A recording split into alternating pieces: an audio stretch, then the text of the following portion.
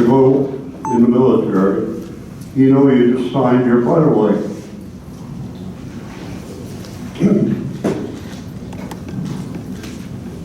I had a lot of funny things happen to me in combat.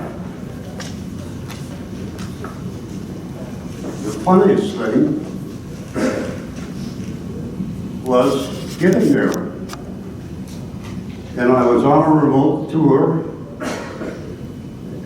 and in order to go to combat, I had to go to a second remote tour.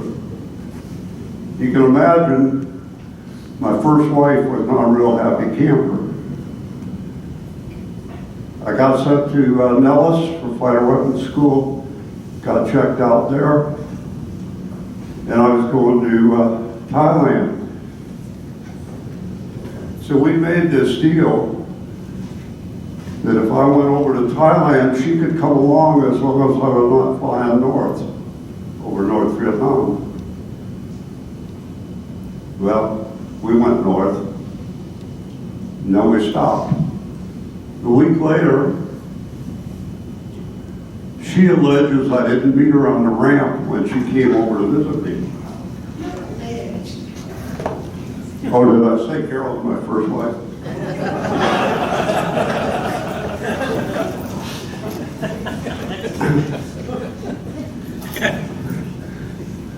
Yes. See, there's a little humor even in being in the killing fields.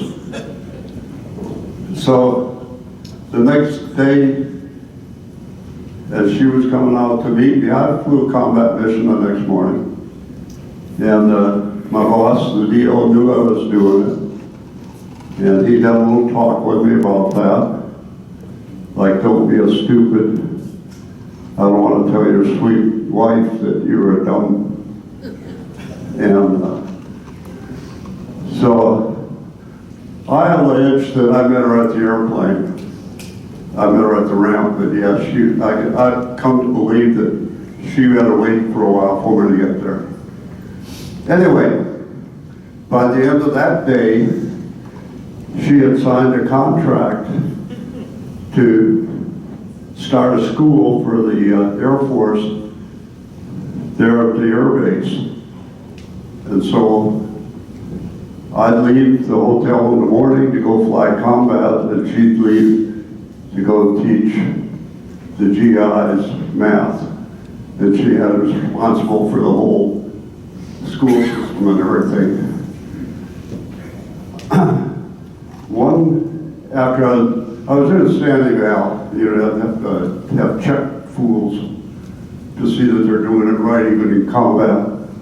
And I was the guy, one of the guys in that office.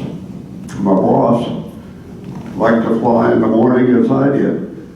So if he outranked me, you can guess who got the afternoon rides.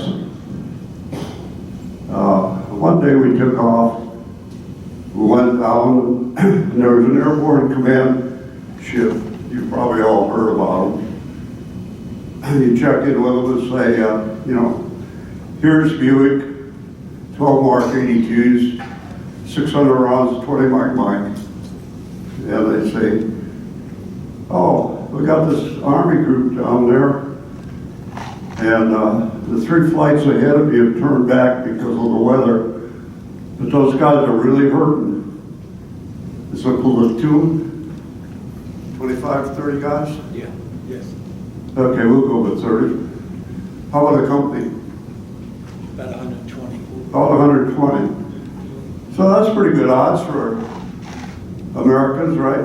30 against 120. Eric said, that's a piece of cake. We pull out our knives with that. You're talking Richard Byron. True.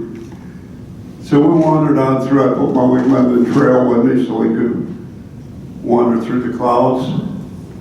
We made it down there. And that's a fun thing too. We got an F-15 pilot here. He's used to flying up around 40, 50,000. I guess you go down once in a while, don't you? A couple times. What plane were you flying? I was at an F-4E. I picked the airplane up at Hill Air Force Base with 8 hours on it. The group I was with. The airplane at F-4 had grown at that time So it was our frontline air-to-air machine. It was not an air-to-air machine when it started. And we went over. Up north, we were dedicated to air-to-air. And we did good. Nobody we escorted got shot down. We didn't shoot anybody down, but they drove a few away. Anyway, back to the clouds and the weather. We weren't supposed to go closer than 4,500 feet to the ground. That was to eliminate some of those ground fire. We went down to, we broke out of the clouds at 4,000. So you see things happen in combat, don't they, Eric? The guys promise you the world, and they give you a bucket of. So we talked to the ground guys, and I was talking to one of the lawyers earlier this week about the briefings the JAGs give you about laws of engagement. And one of the rules that came out of the White House was you weren't supposed to drop your bombs closer than 1,500 feet to the friendlies. Does that sound right? That's pretty far away. That's pretty far out. Especially for a guy getting shot at from somebody 150 feet away. So anyway, as all good military guys, the guy I was talking to on the ground said, Buick, do you see that tree line, blah, blah, blah? Roger. Do you see the road? Roger that. Okay, that's about 6,000 meters. Whoa, whoa. I'm looking at about 4 football fields. And I said, okay, I understand, 6,000 meters. We got our tapes on in the cockpit. And we figure somebody's listening to him, which it turns out they were. Cricket was listening. And so I made my first pass. And he said, come in half the distance. Okay.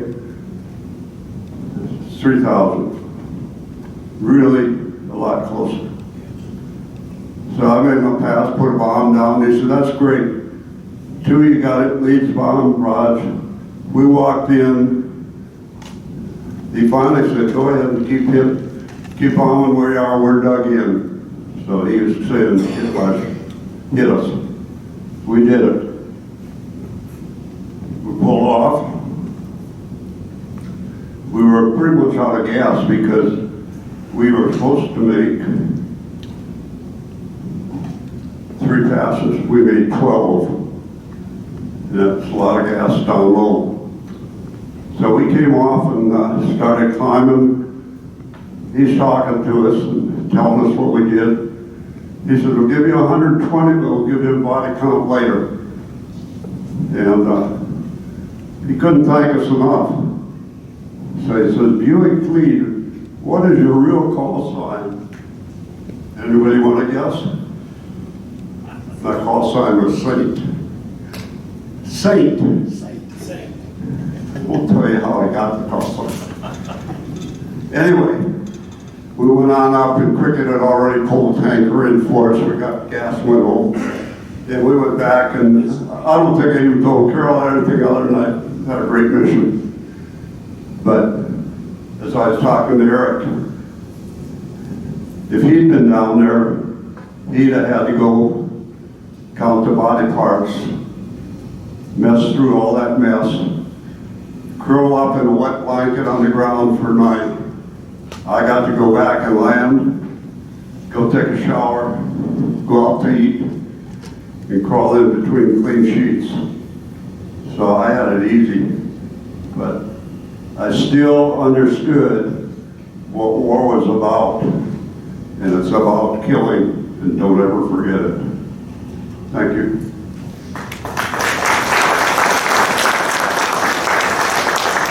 Eric, you're on, man.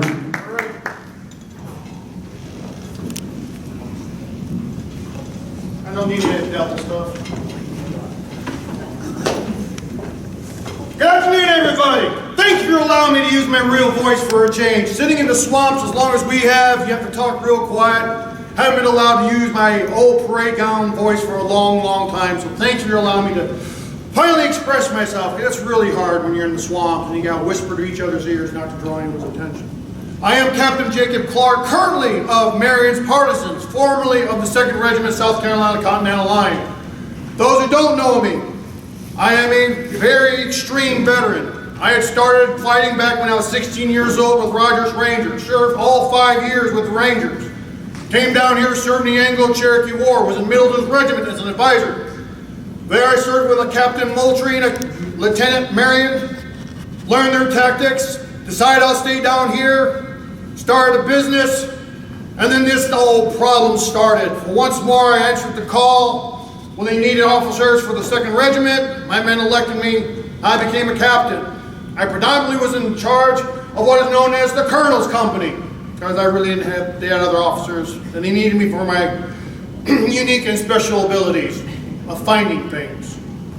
I served with the regiment all the way through the good days at Fort Sullivan, the bad days at Spring Hill Redoubt, all the way up to the fall of Charleston.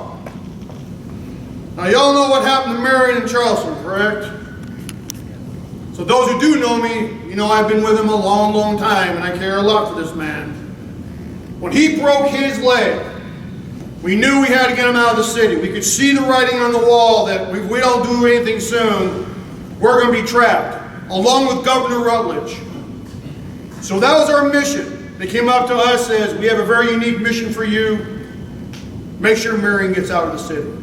Make sure Rutledge gets out of the city. He needs to go get help. Well, in the dark days, I'm sure you've all heard what happened at Charleston. The city fell. We learned about this. We had taken Marion to his home so he could start to heal up, try to get that ankle of his fixed. And then we heard what happened to Colonel Buford and his Virginians up at this place called the Waxhaws by this Green Dragoon, this Tarleton. Not too sure. Story has a tendency to grow one way and grow another. What we did hear of this massacre. Well, it's not looking good for all of us Continentals who did not surrender, so the first thing we did is get out of our uniform. So I do apologize for those who do know me. Normally I'm not a gentleman by any stretch of the imagination, but I was a proper officer at one time. Unfortunately, when you live in the swamp as long as we do, you have a tendency to get a little dirty. So the only thing we kept our helmets. The rest of us, we put on our civilian clothes. Marion had no choice but to leave his home because Cornwallis was searching for all of us. He was securing the insides, and he was using Tarleton and his dragoons to look for anyone who's with a patriot cause. It was not safe to be anywhere near home. We also knew that the loyalists were coming out in droves, looking and reporting on neighbors who used to be supporters of the patriot cause. So we had no choice. We had to go to the swamps. We had to live in there. Us mighty band of a whole 20. That's all we had left. 20. Myself, Marion, Oscar, a couple other veterans who heard we were on the move, some white, some black. We're all living in the swamps. It seemed very dark, and Marion very frustrated. He wanted to do something, but in his condition, he couldn't ride, he could barely walk. So then the news started to get down to us that the resistance was beginning, that we were the only ones who were thinking that we need to do something about this British tyranny that's now coming through and taking over all of South Carolina. Up in the new acquisition lands, they were standing up to one of Tarleton's captains, Captain Christian Huck, I believe is his name. They decided to rise up. They called it the Presbyterian Rebellion. They were not going to put up with this. Then we heard that even Thomas Sumter himself was coming back in. Now, you may know Tom Sumter resigned his commission. I guess he got a little frustrated like we do after the fall of Savannah, not to mention we lost half of our army. He decided to go home. Resigned his commission, went home to the High Santees. Well, I guess he found out that Tarleton was coming for him. It's what we heard. But any good Continental officer, he put on his uniform, kissed his wife goodbye, and went to North Carolina. Because that's where Governor Rutledge went to get support. So when he got up there, he got his commission to come down here to cause a little chaos, a little mayhem. We all know that General Sumter was very good at it. He stopped at the Catawba land, got 200 of those Catawbans.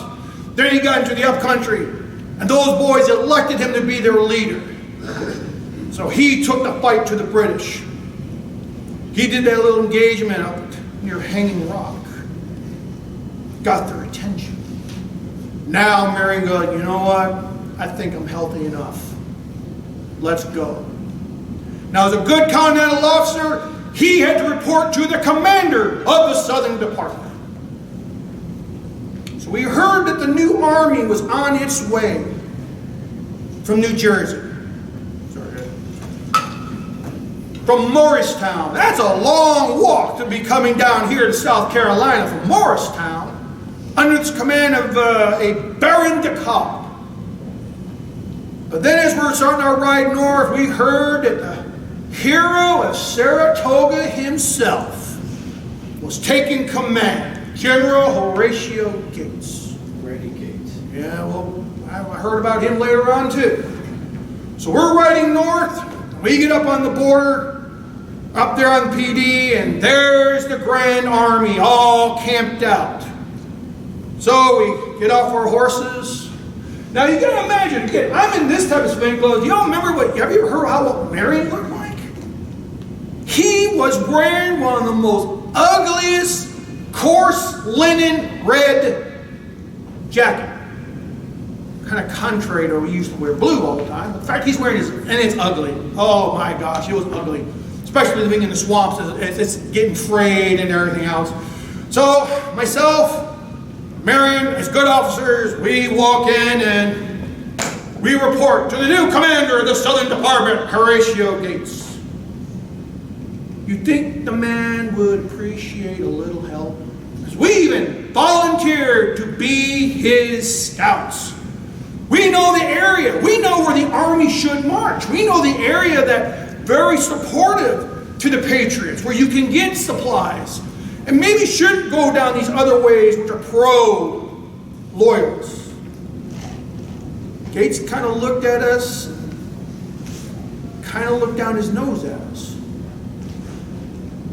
I'll consider it, he said. Until then, just make yourself comfortable in the camp.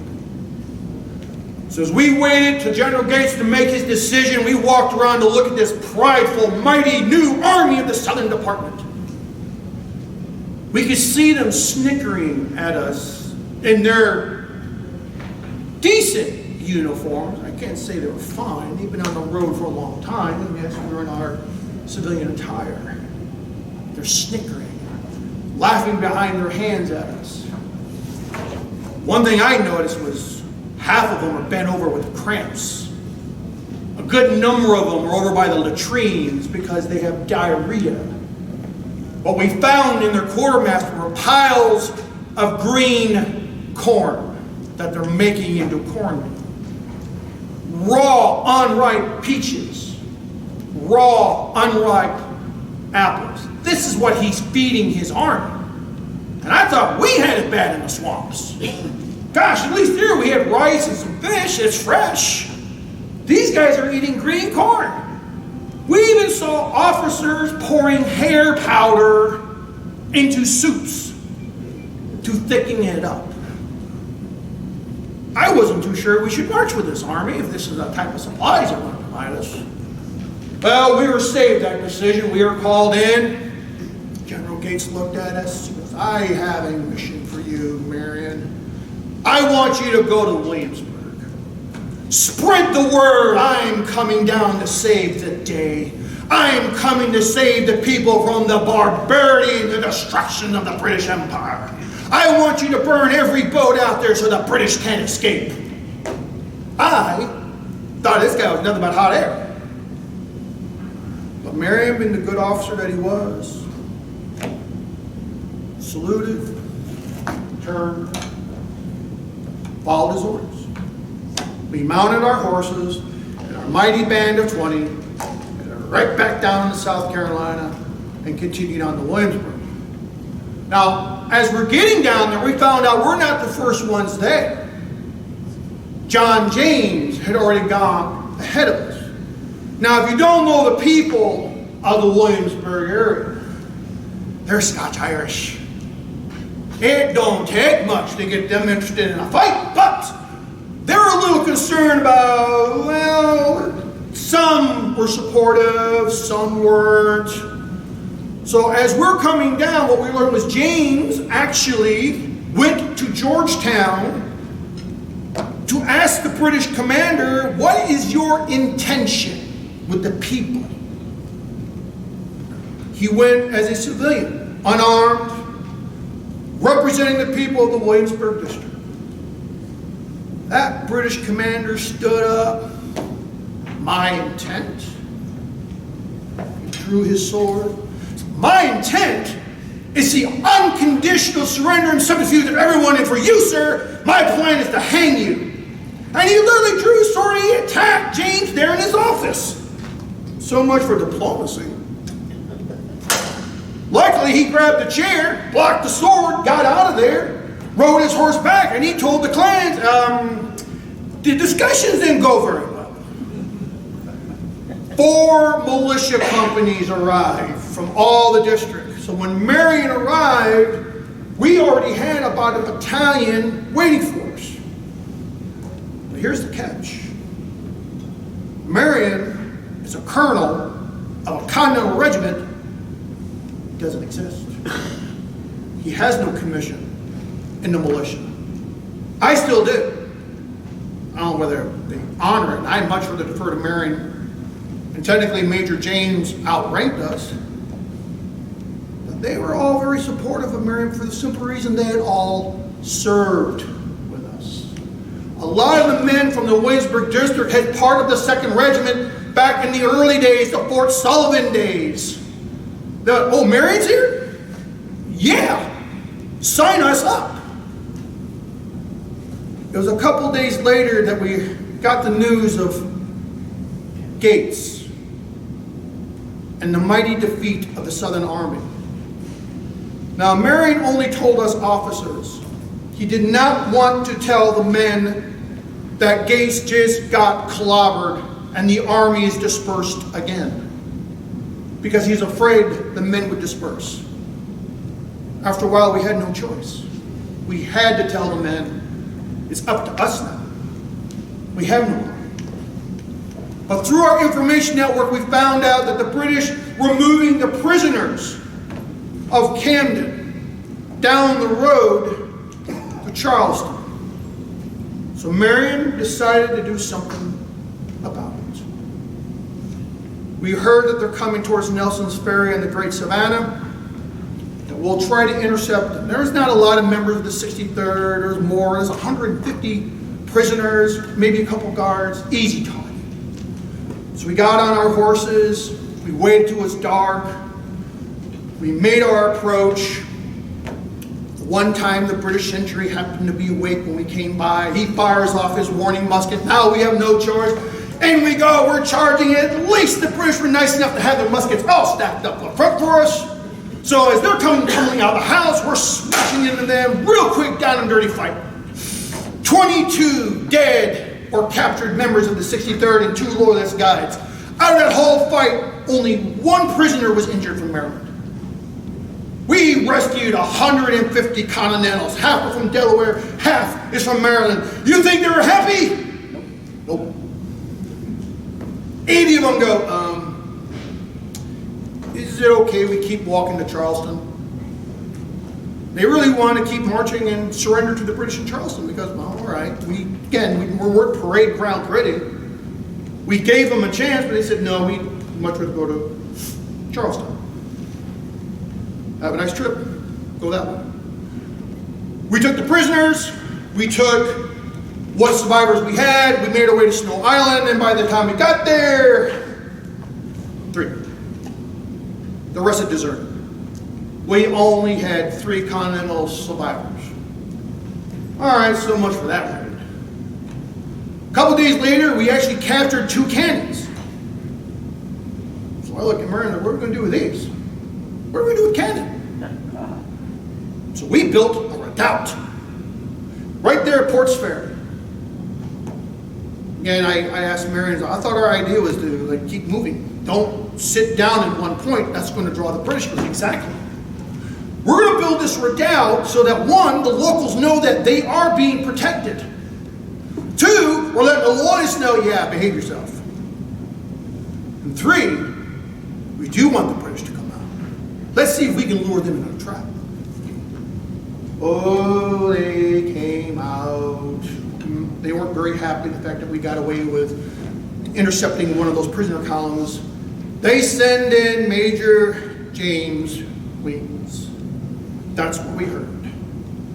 So we decided, let's do a reconnaissance. Let's see how big this force is that's coming towards us. So myself, Major James, and a company of our men, we rode in. We were able to get a nice observation position over the road, and wow, they came looking for business.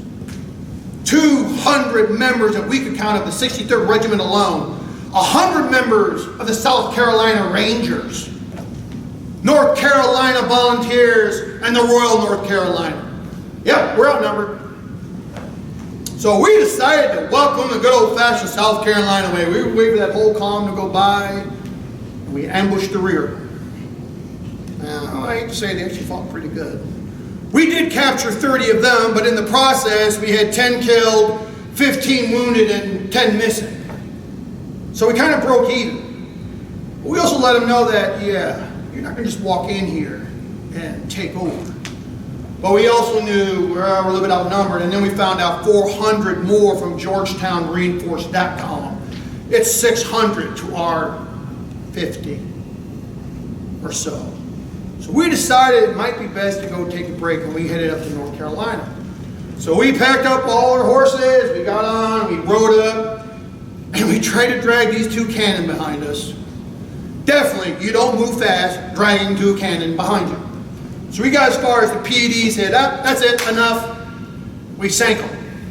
Nobody's going to use them. And we continued away from North Carolina. We stopped at Amy's Mill up there in Browning Creek. Try to reorganize ourselves, get some supplies, get some food, and get ready to go back in. We rode in after a couple of days.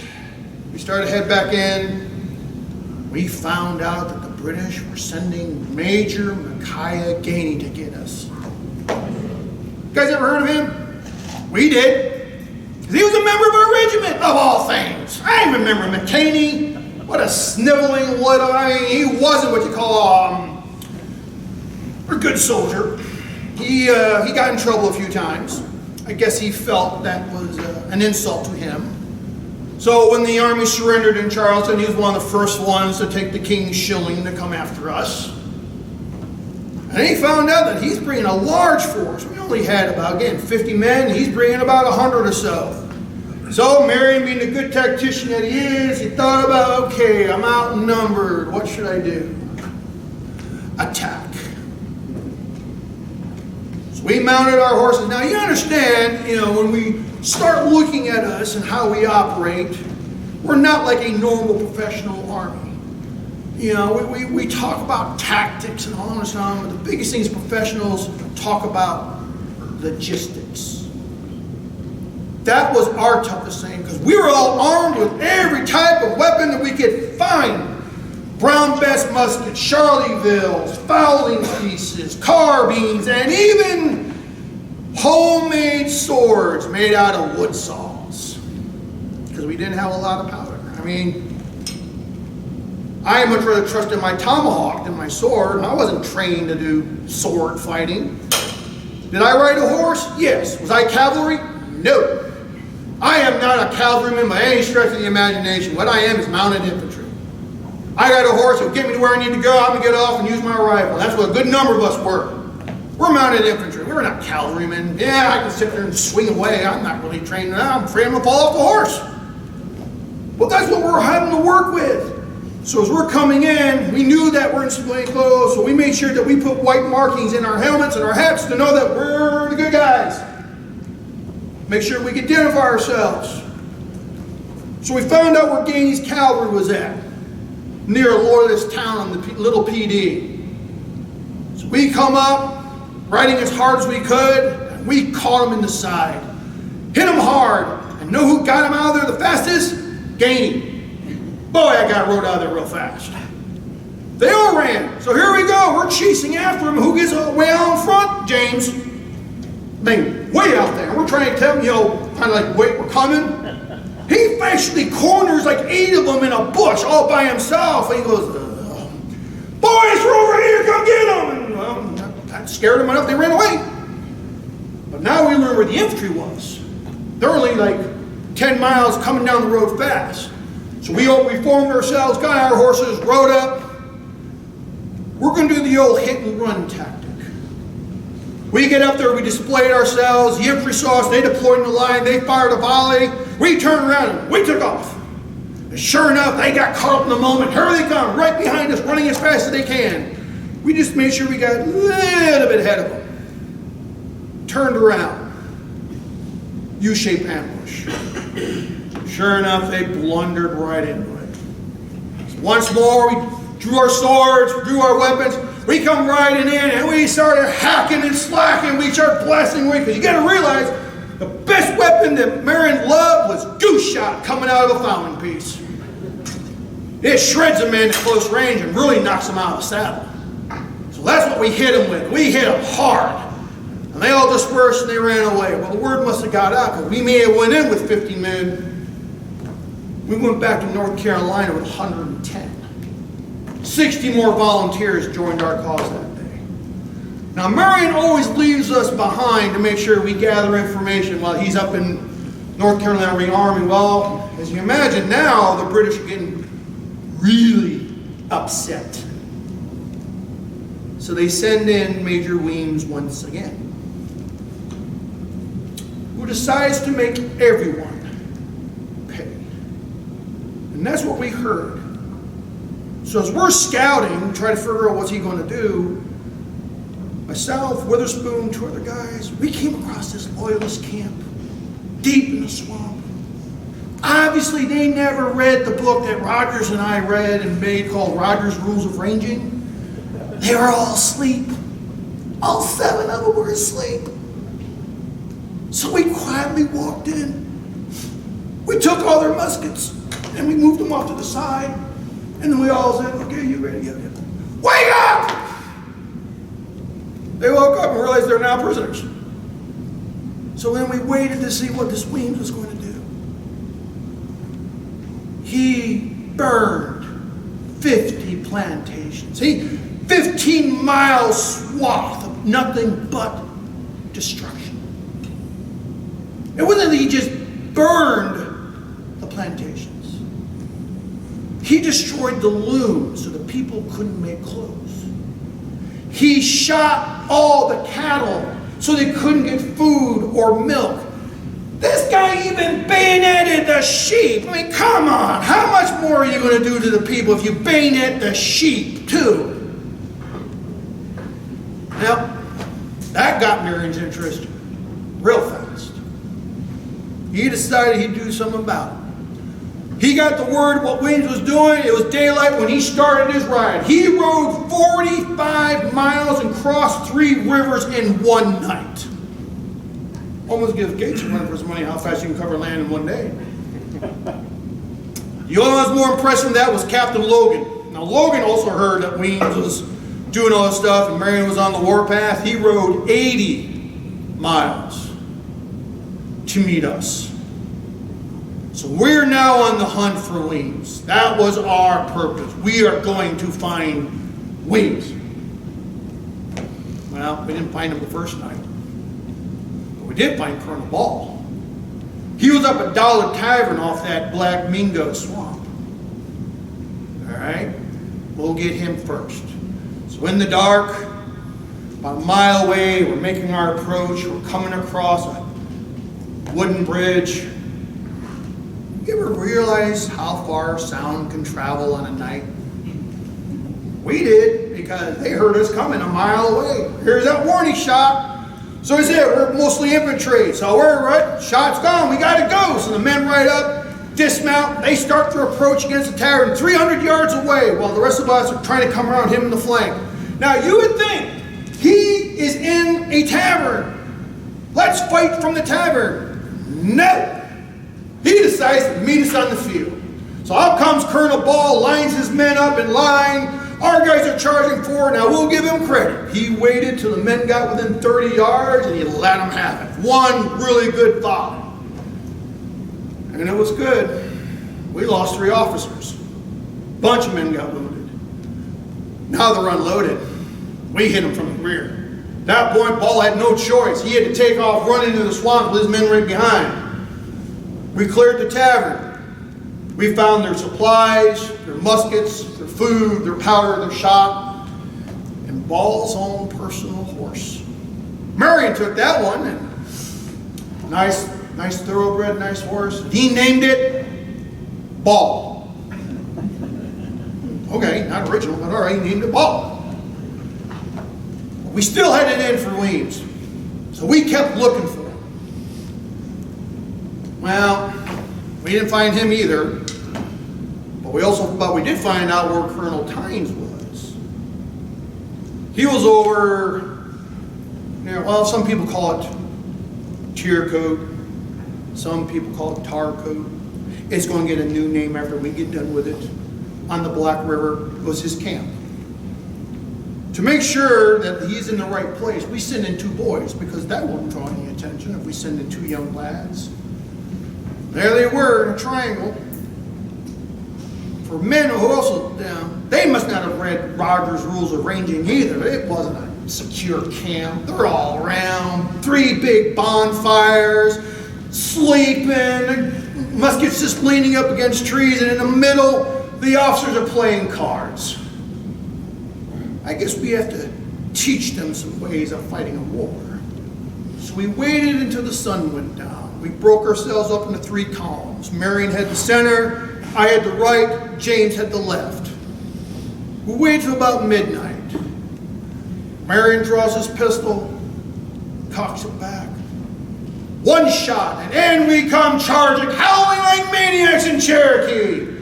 They never stopped to even try to fight. They just got up and ran, all of them. Never once tried to take their muskets. They just ran off into the swamp, to include Tynes himself. We got a few of them, though, and their muskets, and their supplies, and their powder. Marion is still upset that we haven't got them yet. We haven't got Lyons. We haven't got Tynes. So we went back to our camp for a couple days, and we did find out where Tynes was, so he can send Captain Snipe and his troop. Not only in a couple days, he's up there in the high hills near Sumter's old territory. Not only did we capture Tynes, we captured 7 other officers and a justice of the peace and brought it back.